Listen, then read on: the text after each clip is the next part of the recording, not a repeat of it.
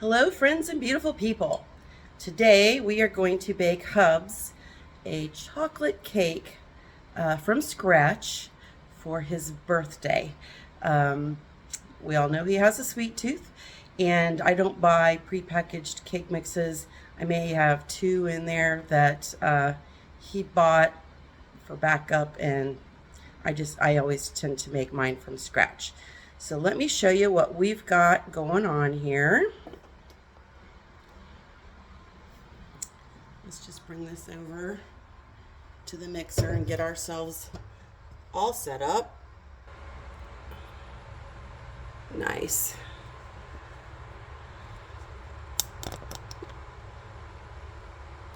I don't even know what you're looking at right now. Hang on. All right. So, aim you down. All right. So you can use cake flour. I do not. I just sift regular all-purpose flour. You're going to get a lighter texture from cake flour than you are from just regular all-purpose flour.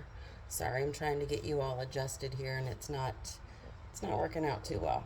So cake is different because with cake, we're actually going to put all of our dry ingredients in right in the regular bowl and then start adding our liquids to it, where like when we're making cookies, we do all of, we whip the butter and the sugar together and the eggs, and then we add the dry ingredients.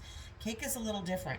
So in this bowl, we have 2 cups of regular sugar, 1 3/4 cups of all-purpose flour, 3/4 cup of Hershey's cocoa, and if you really want to make it divine, buy the dark chocolate. We have 1½ teaspoons of baking powder and 1½ teaspoons of baking soda, 1 teaspoon of salt. And what we're going to do is just give it a quick mix.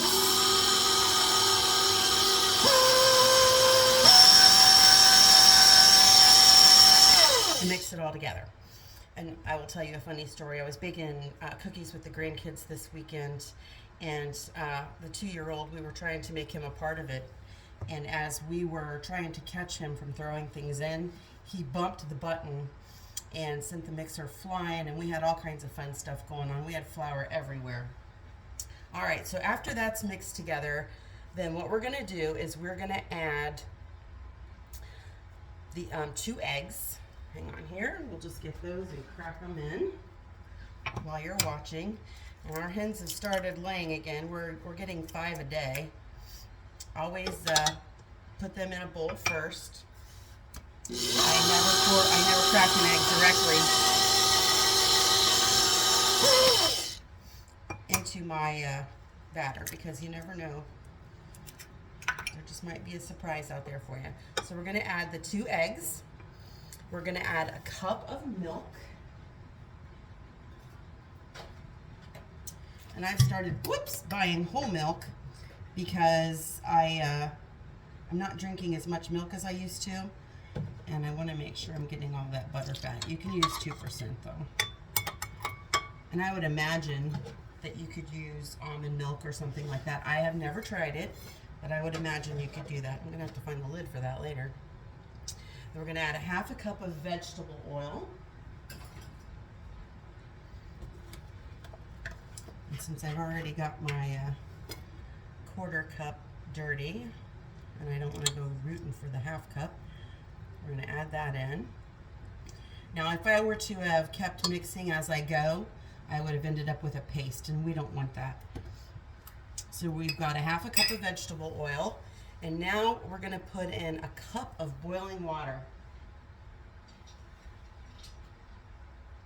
Actually, we're going to mix this a little bit first, because I don't want my boiling water to scramble my eggs.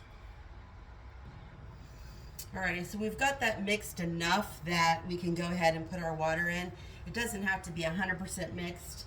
It's just, again, we don't want, if we're putting hot water in, we don't want to do that with our eggs not having been incorporated yet. or it will start to cook your eggs and you'll get an icky texture. So this is just 1 cup. The reason why that looks milky is because I just used that same cup for the milk. Now, what's going to happen is this is going to look really, really wet. It's probably going to freak you out, but don't freak out. And then we're going to add 2 teaspoons of vanilla extract. And this is the way we cook here. When you're not watching, we don't measure a lot of things. So we're going to get that all incorporated. Well, friends, that could have been a blooper video.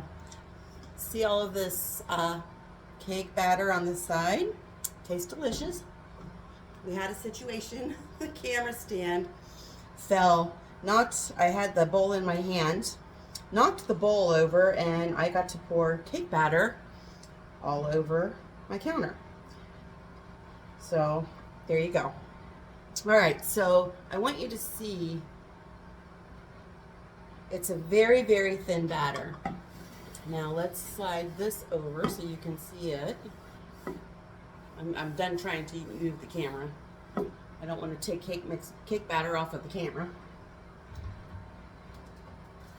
Now you can, I'm using stoneware, so I really don't have an issue with sticking. And I get an okay lift when I do it this way, but I'm just spraying it with some regular pan coating. And now I'm going to pour my batter in. I've got my oven preheated to 350, and I'm going to bake this in there. Now remember, I have a commercial oven, so, and I'm still, I've had it for a year, and I'm still working on how I bake with it. I'm doing an okay job. It's gas, haha, for anybody who gets that joke. And I absolutely adore it, but there are a few things that I don't have that you have, and it's the same thing. If we end up moving on this Amish farm, it's the same thing I'm going to struggle with there, and that is I don't have digital controlled temperature. So when I turn the knob on my oven, and if it's not one of the pre-marked buttons, just being off by just a shade can change my temperature. And most of the time, it doesn't matter, but sometimes it does. So there it is. Now we're going to stick this in the 350 oven for about 30 to 35 minutes. Again, I would check it. Your oven's going to be different. Every oven's different. As many ovens as I've been around, they all cook differently. So you really want to just at the 30-minute mark start checking it, and then check it, every 3 to 4 minutes after, to make sure that when you stick a toothpick or a cake tester in there, it comes out clean. And after this comes out and it cools, I'm going to make homemade chocolate icing. So I hope you enjoyed this. I honestly should have just left that blooper part on there. It was hilarious. But there we go. We're going to make it from scratch, and we're going to make it from our pantry, and it's going to be better tasting than one you would get commercially. Till next time, friends, be blessed and be a blessing.